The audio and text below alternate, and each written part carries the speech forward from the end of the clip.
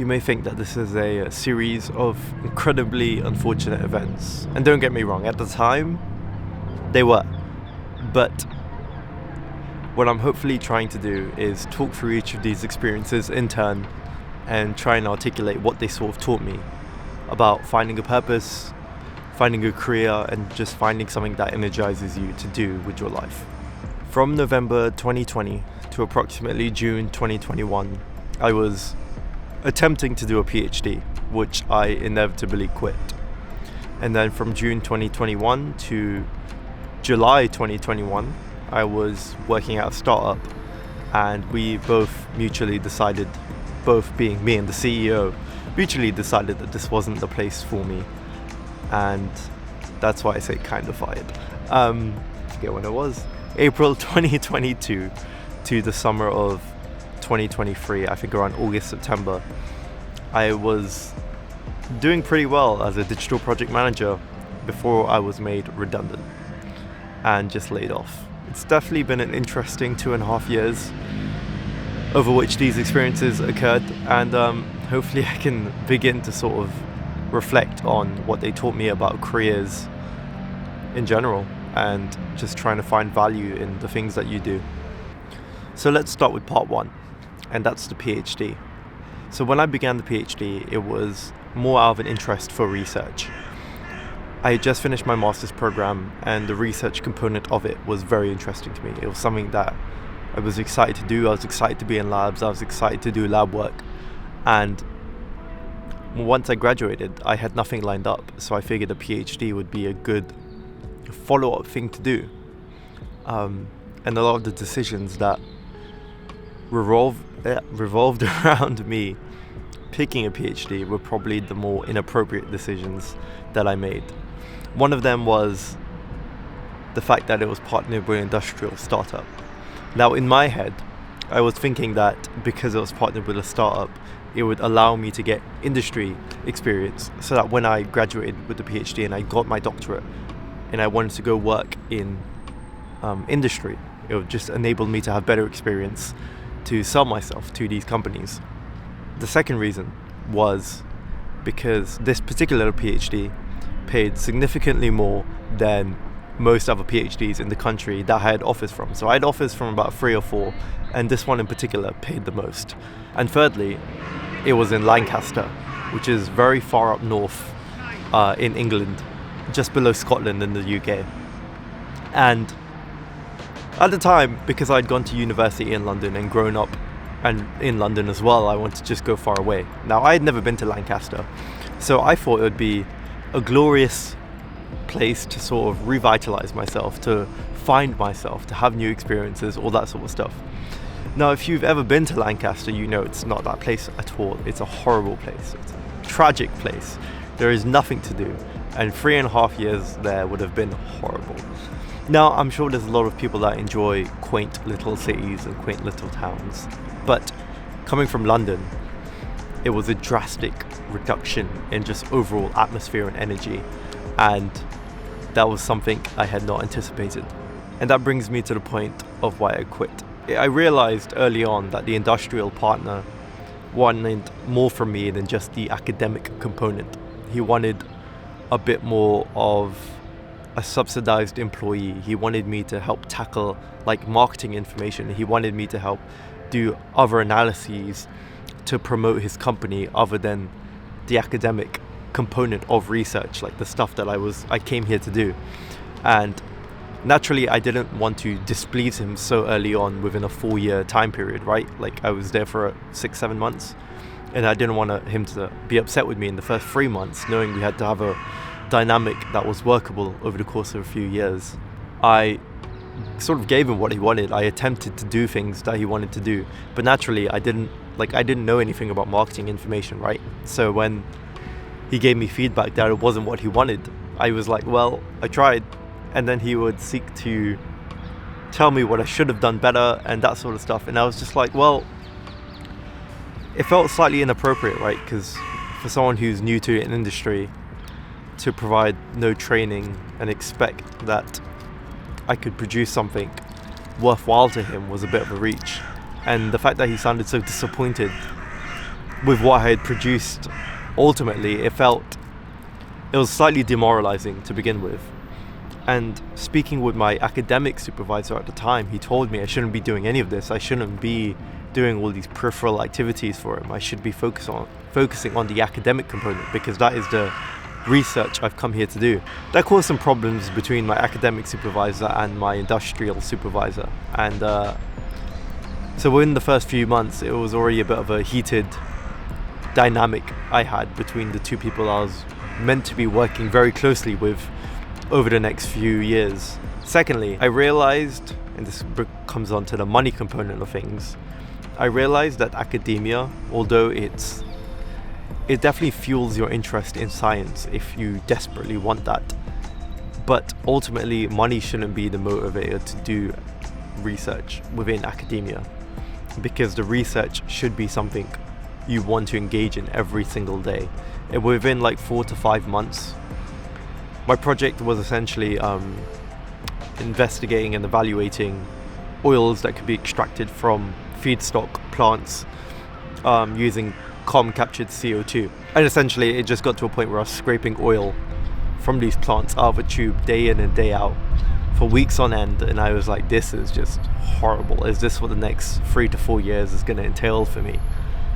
And it's one thing to look at the likes of people like Andrew Huberman, David Sinclair, and listen to them on Joe Rogan and other podcasts where they talk about science and they make it sound so amazing and so interesting. Well, to me at least it did. But then when you actually go and do it, you don't realize how arduous the process is on a day-to-day basis. And it was that process I had not anticipated. Even in my master's year, the research component was just one module out of 7 or 8 that I was doing, so it only took up about 1/8 of my time, maybe 2/8 of my time, because it had a higher weighting. But ultimately it wasn't for me. That brings me on to the third component, which is Lancaster.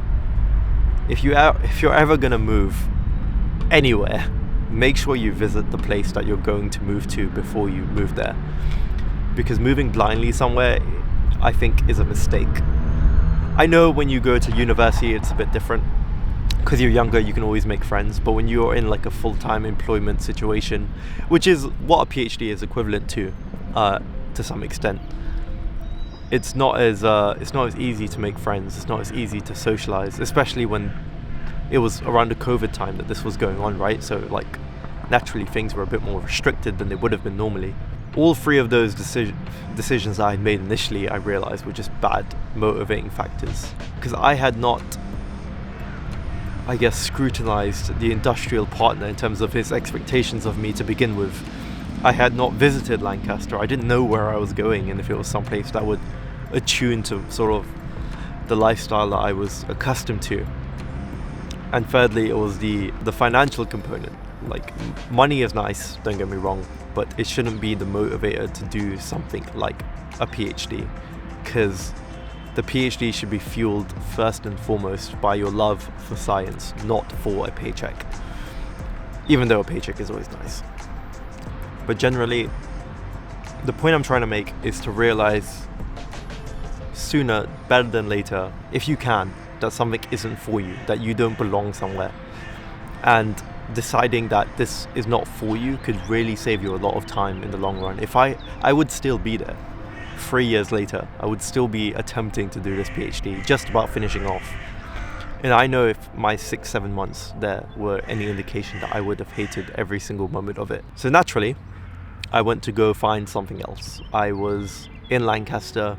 I was a bit anxious at this point because I'd realized that all my friends from university were fully into their graduate programs at this point. They were doing quite well for themselves. They were earning good money. They were living life. They were living the graduate life in London. And I was in the middle of nowhere, having existential crisis about what I wanted to do in my life, because the first thing that I did out of uni wasn't something that boded well with me. So in that anxiety, and in the fact that I was also moving back to London, and having no income in London is honestly slightly tragic, if I'm being honest, as a young adult.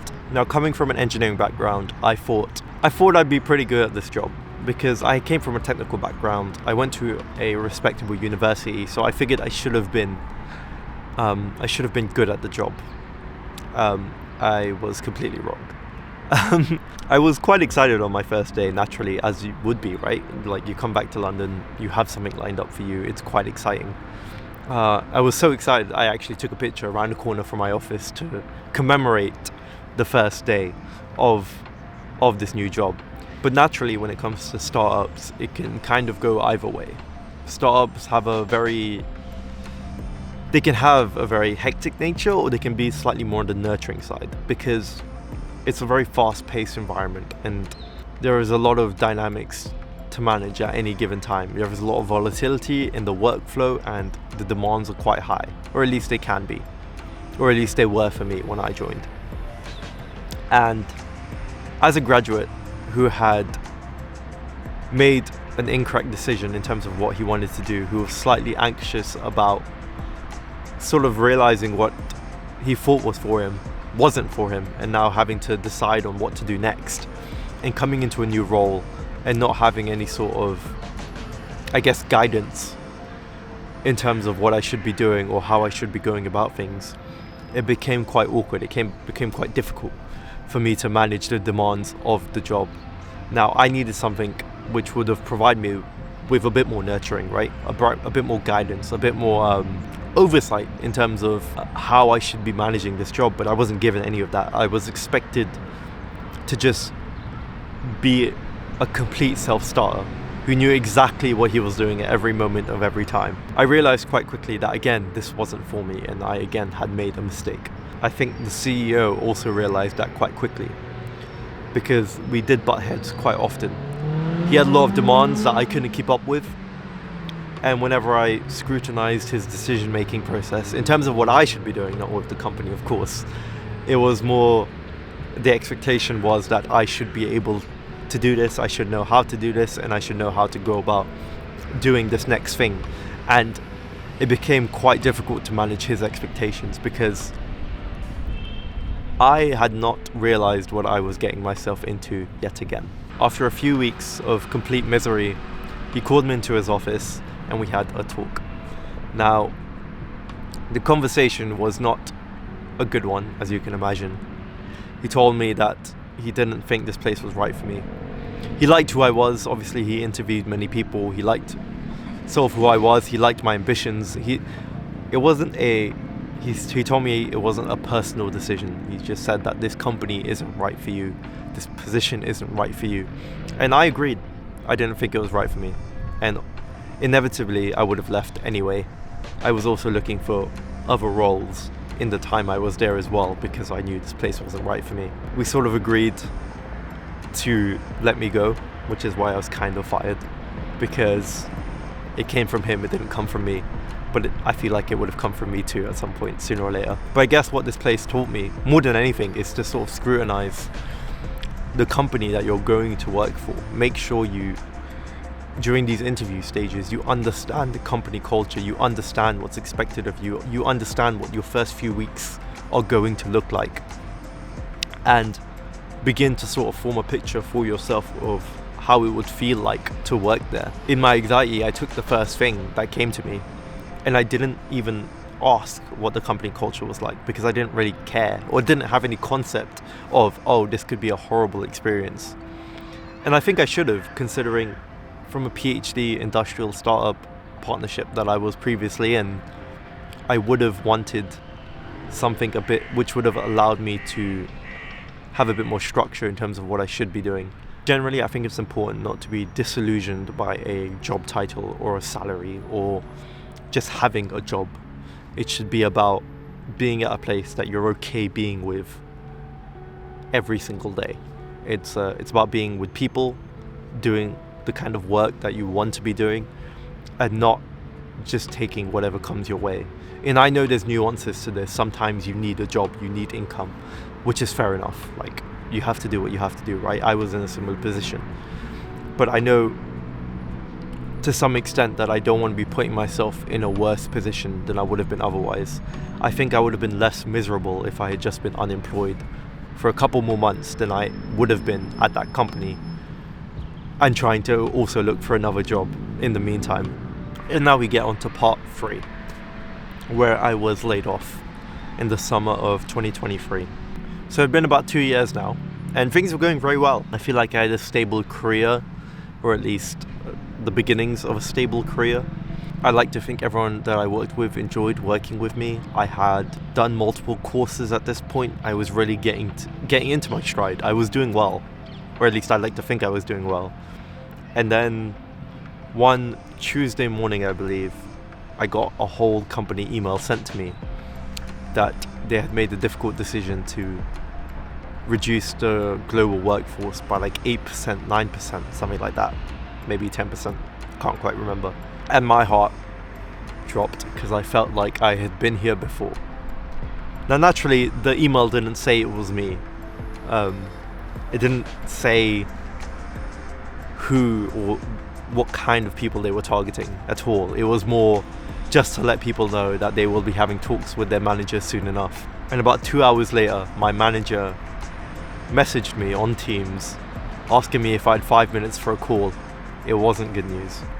And I don't think I had ever felt worse about losing the job, because at this point, I knew I was doing the right things. I knew I was doing well. Like, no one had any complaints about me. I had my yearly review with my manager a few weeks prior, and like he said, I was excelling. I had the highest benchmark with the highest grade, whatever you want to call it, and things were going super well. So it was kind of possibly the most shocking experience out of the three, because the two prior experiences, you sort of had that feeling that things weren't right here.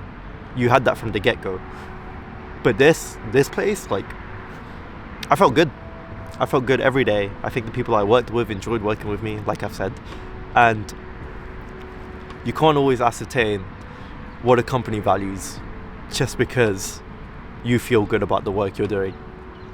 But of course, it was also not the first time I had been in this position of trying to find the next thing now. It was something I was all too familiar with at this stage. And within the UK at least, there's a consultation process, depending on the type of company that you work for. But it was followed by a very anxious 2 months, because I had not thought about what my next move would be. I didn't know this was going to happen, so I never really had the mind to extrapolate in terms of what I saw myself doing in another role if I had to find one. But I was also better now, because I had years of experience under my belt. I had professional qualifications to my name. I had the ability to articulate things that I had accomplished, things I had done.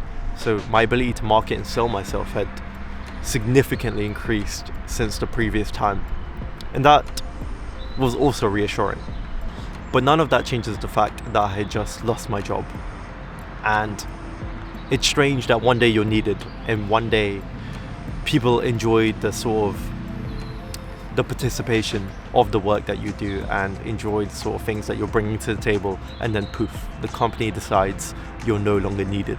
It's a very tragic concept to get your head around, especially in the cases where you feel like you're actually contributing a lot and you're actually doing quite well. It's very discombobulating type of situation to be in. And it got me thinking that you really have to truly become indispensable in terms of your career or in terms of the place of your work. You have to be someone who's so well fitted into the ecosystem that they can't get rid of you. But it also taught me that perhaps your job or your career shouldn't be the only thing that's enabling you to live your life. Like, you should have things going on peripherally to help support you and help support your lifestyle in the case of things like this happening. But all in all, it did teach me also the importance of having a strong network of people. It was actually a previous manager who got me my current role, and it's been 6 months there and it's still going strong. But you never really know where the next opportunity is going to come from. And keeping a strong chain of relationships within a professional setting would only benefit you in the case of things like this happening. But generally these things happen. Jobs come and go. Whether they come and go voluntarily or involuntarily, that's life. And ultimately, you got the first position so you can probably get another one. And with that first position came experience, came things to talk about. It puts you in a better position than you were initially when you started this whole journey to begin with. And with each position, you're only getting better and better. I hope that these tragedies never befall anyone, and we all make the right decisions in choosing what we want to do when it comes to our day job, or it comes to a career path, or it comes to self-employment, whatever it may be. But naturally, there is always a bit of turbulence, and I touch wood that it never happens, but I hope that when it does, if it does, the next position you find is significantly better than the last. And yeah, just go forward in faith that it will all be fine eventually. Thank you.